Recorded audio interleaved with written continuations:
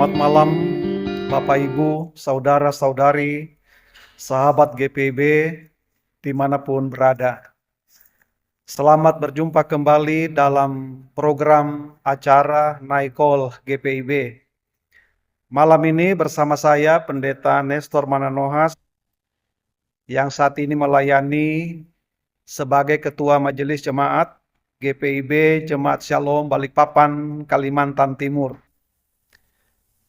Sebelum kita masuk dalam istirahat pada malam ini, saya kembali mengajak Bapak Ibu, Saudara-saudara, sahabat GPIB untuk kembali mendengar dan merenungkan firman Tuhan. Dan sebelumnya mari kita berdoa.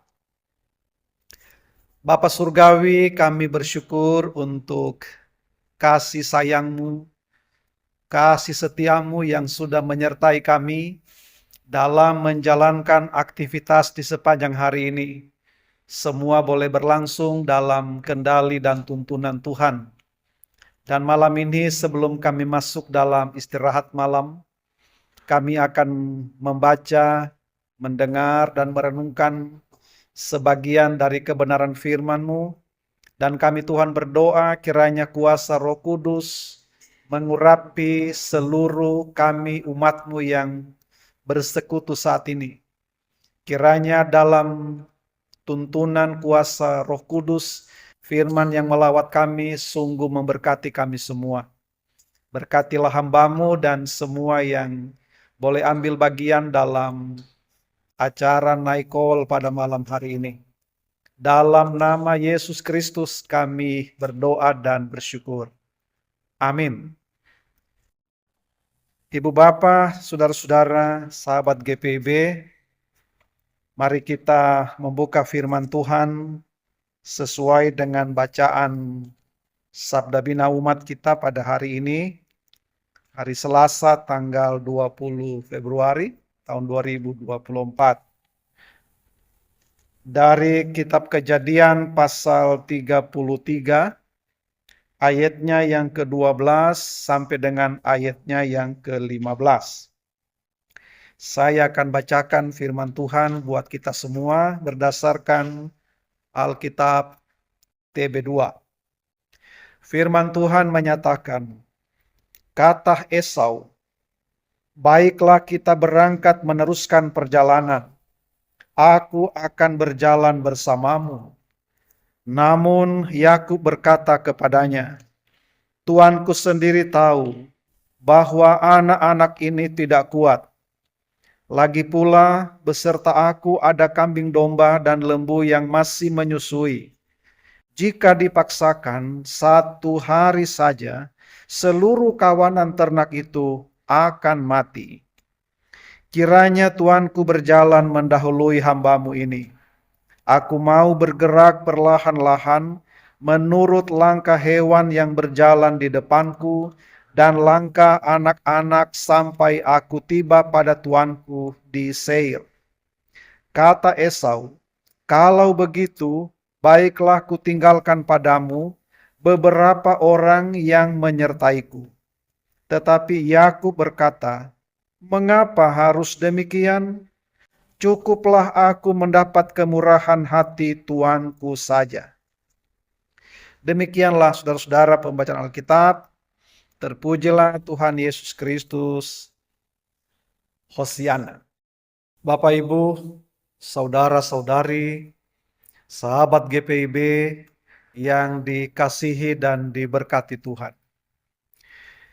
Kita mungkin pernah mendengar ungkapan bahwa tidak ada mantan anak, juga tidak ada mantan saudara, atau mantan orang tua.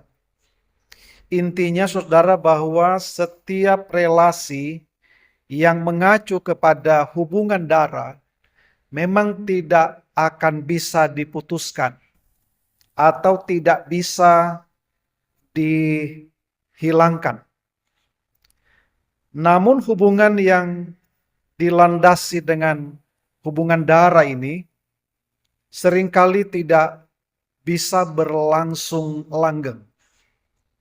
Sekalipun ada keterikatan yang tidak bisa dihilangkan. Tapi hubungan tersebut ada yang tidak bisa berlangsung lestari. Mengapa? Karena ada hubungan relasi yang seperti itu yang harus mengalami keretakan, mengalami kehancuran, bahkan kita melihat seolah-olah hubungan tersebut menjadi terputus secara total. Ketika ada satu pihak yang merasa sangat tersakiti. Bahkan ada banyak kasus yang kita lihat atau kita saksikan lewat media-media massa bahwa ada orang tua yang sudah tidak lagi mengakui anaknya. Atau ada juga anak yang sudah tidak lagi mengakui orang tuanya. Ada kakak yang tidak lagi mengakui adiknya dan juga sebaliknya. Sehingga saudara, hubungan yang sebenarnya hubungan yang harusnya mesra, harusnya intim, dan harusnya lestari, kita menyaksikan harus berakhir dengan kehancuran. Pertanyaannya, mengapa bisa terjadi seperti itu? Lalu apakah ada solusi atau tips yang bisa kembali merekatkan hubungan yang sudah hancur atau mengalami keterputusan seperti itu? Saudara-saudara, kalau kita perhatikan teks yang kita baca ini juga mengisahkan tentang relasi yang ada hubungan darah, yaitu antara kakak dengan adik, antara adik dengan kakak, yaitu antara Esau dan Yakub.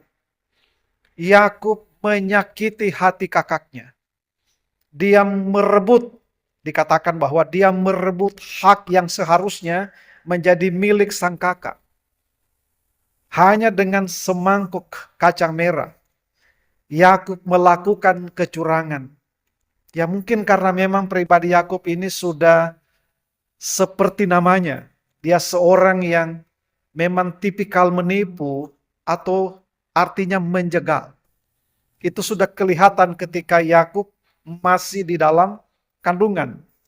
Karena mereka anak kembar, dikatakan bahwa Yakub sempat memegang tumit Esau pada waktu melahir. Artinya dia ingin menjegal kakaknya ini.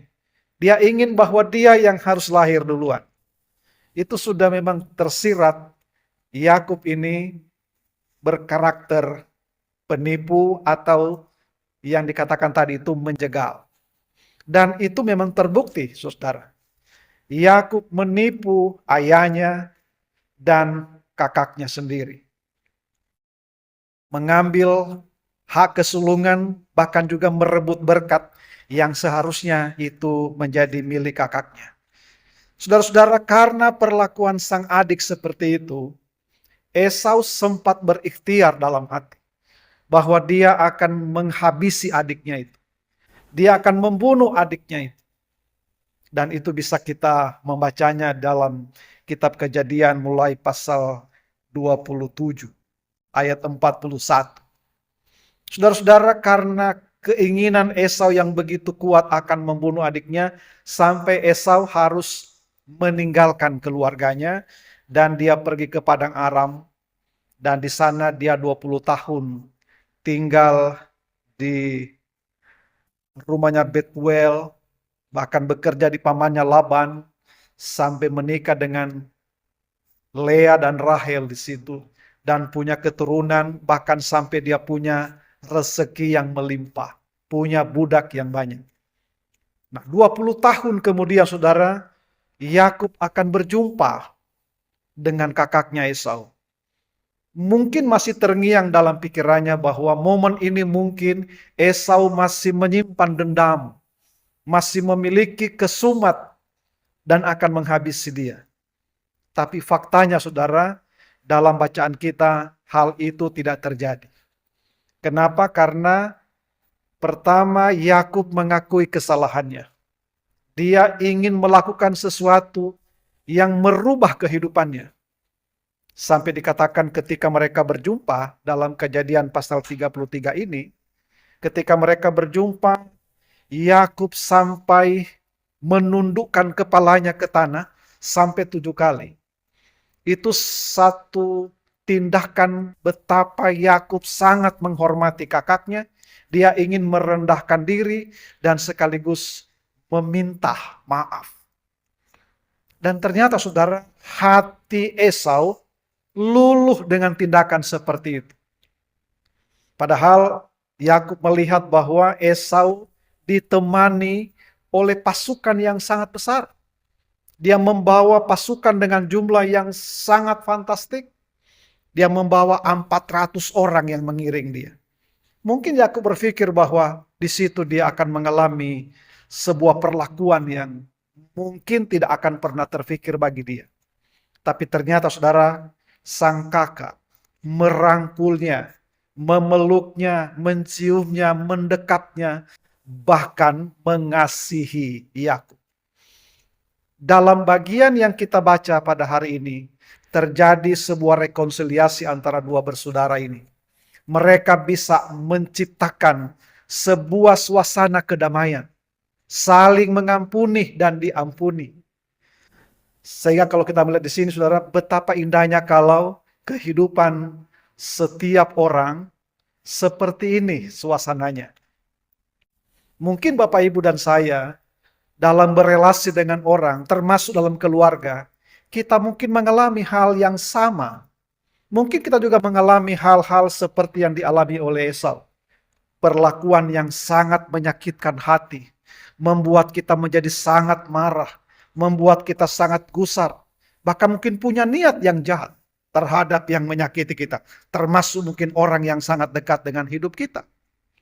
Namun mari kita belajar dari profil Esau ini, bahwa ternyata menyimpan dendam, menyimpan kesumat yang sangat panjang, merupakan sesuatu yang bisa merusak dirinya.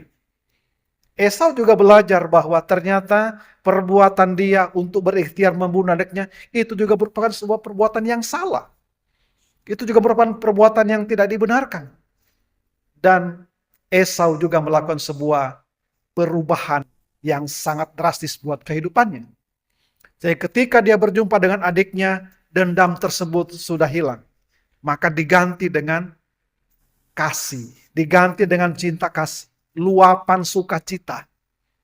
Saudara-saudara, sampai di bagian yang kita baca hari ini, Esau menawarkan untuk membantu adiknya menjalani kehidupan. Dia akan temani adiknya ini sampai ke Seir. Saudara-saudara, Yakub sangat menghargai ketulusan hati sang kakaknya itu. Bahkan dikatakan Yakub memberikan persembahan buat kakaknya begitu banyak. Dan itu merupakan sebuah tanda bahwa di antara mereka sudah tidak ada lagi permusuhan. Sudah tidak ada lagi dendam. Sudah tidak ada lagi niat-niat yang tidak bagus. Semuanya berubah. Dan mereka berkomitmen akan menjalani hidup ke depan dengan cara yang baru. Dan kalau kita melihat di sini, itulah cara Allah bekerja. Begitulah cara Allah menjamah hati Esau, termasuk juga hatinya Yakub. Sehingga sebenarnya di balik rekonsiliasi yang begitu indah, karya Allah sebenarnya yang membingkai mereka. Saudara-saudara kasih Tuhan, dari sinilah kita belajar bahwa ternyata karakter-karakter seperti yang Esau pupuk selama ini, itu bukan karakter yang bisa menjadi berkat. Ketika kita disakiti, lalu ada rasa dendam, ada rasa ingin membalas, itu bukan sesuatu yang bisa membangun hidup. Itu bisa menjadi racun yang justru merusak kehidupan. Dan itu harus dibuang. Caranya adalah menggantinya dengan mengampuni. Itu memang sesuatu yang tidak mudah dilakukan. Di saat hati lagi disakiti, di saat kita lagi diperlakukan dengan tidak bersahabat, rasanya begitu sulit untuk mengampuni. Tapi mari kita belajar di sini, bahwa ternyata mengampuni itu justru membuat hidup ke depan menjadi sangat indah, menjadi sangat berkualitas. Dan mungkin kita masih ingat Bapak Ibu Saudara, sahabat GPIB, pembacaan pada waktu Rabu-abu, kalau ada orang menyakiti, kalau ada orang yang memperlakukan kita dengan sesuatu yang kurang bagus, apa reaksi kita? Seperti Petrus, apakah saya harus mengampuni sampai 7 kali itu? Yesus mengatakan bukan cuma sampai 7, tetapi 70 kali 7 kali. Artinya pengampunan tidak mengenal batas. Kita punya sebuah kewajiban untuk terus menabur yang namanya mengampuni. Seperti yang Esau lakukan. Dan dalam teks bacaan kita mengatakan bahwa mereka lalu berjalan. Sekalipun perjalanan Yakub tidak ditemani oleh Esau, tapi dia mohon supaya Esau memberikan kasih sayangnya buat Yakub. Penyertaan ketika Yakub melangkah adalah penyertaan dari berkat kasih dari kakaknya. Dan itu sama dengan memohon supaya hatinya bisa berjalan dengan baik ke depan, harus dilandasi juga dengan niat baik dari banyak orang yang mengiring dia. Dan itu juga merupakan penyertaannya Tuhan.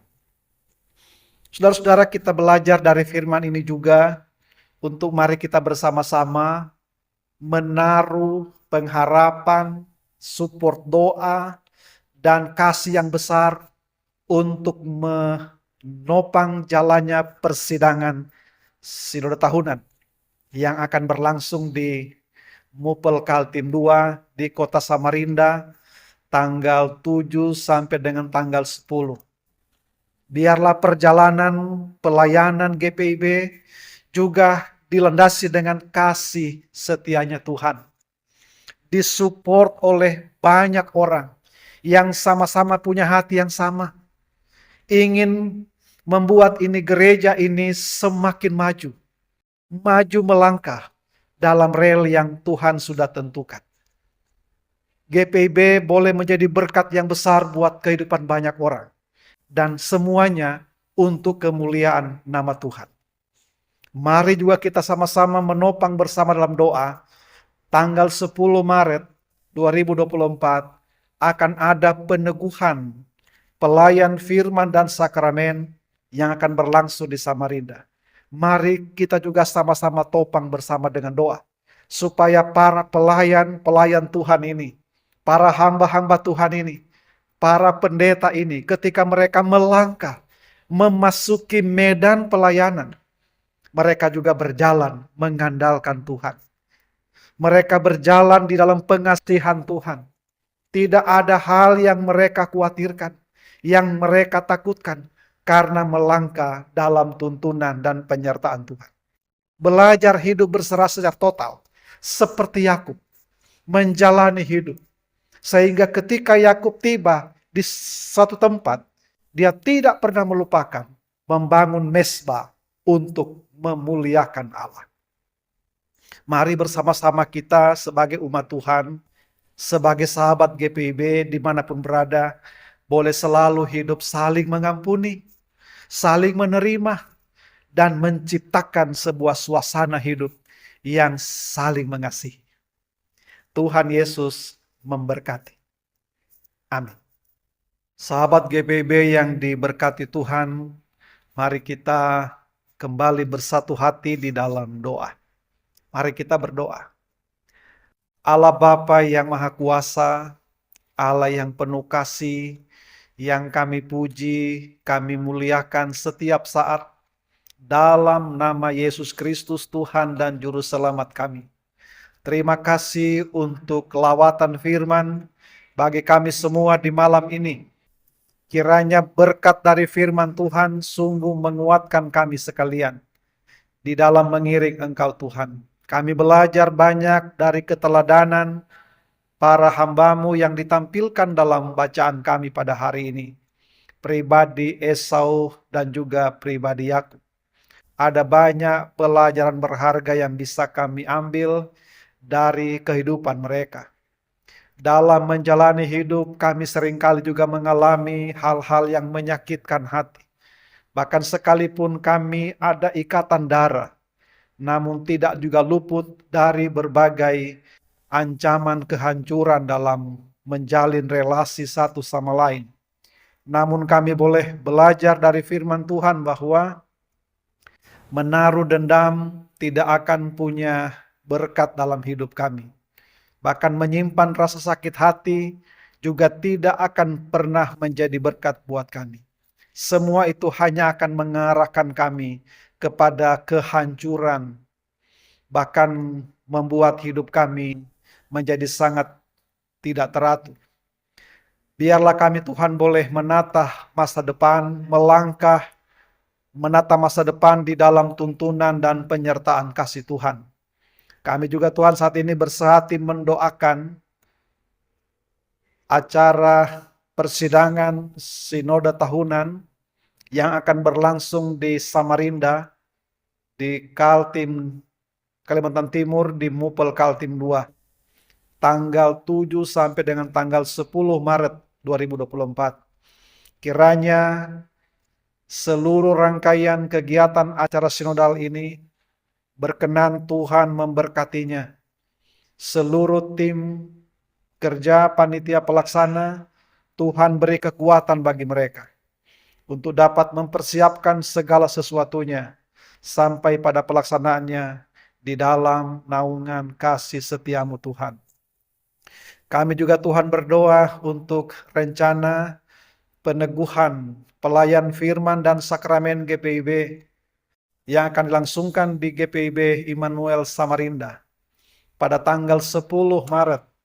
Biarlah Tuhan proses persiapan menuju ke acara tersebut kami juga mau pertaruhkan dalam naungan cinta kasih dan pertolongan Tuhan. Biarlah Tuhan akan memberkati semuanya. Terima kasih Tuhan, kami akan memasuki malam ini dalam istirahat. Kami mohon Engkau Tuhan sertai, lindungi kami semua, dan boleh melewati malam ini dan besok hari kami boleh kembali bangun menikmati keagungan karya-Mu Tuhan di hari yang baru, dan kami boleh kembali beraktivitas dimanapun Engkau mengutus kami. Terima kasih Bapa di surga, dengan segala kerendahan hati kami mohon ampun akan segala salah dan dosa yang kami perbuat melawan kehendak-Mu Tuhan. Kami datang berdoa, menaikkan syukur dalam nama Yesus Kristus, Tuhan kami dan Juru Selamat kami yang hidup. Amin. Demikian Bapak Ibu Saudara, naik call pada malam hari ini. Tuhan Yesus memberkati.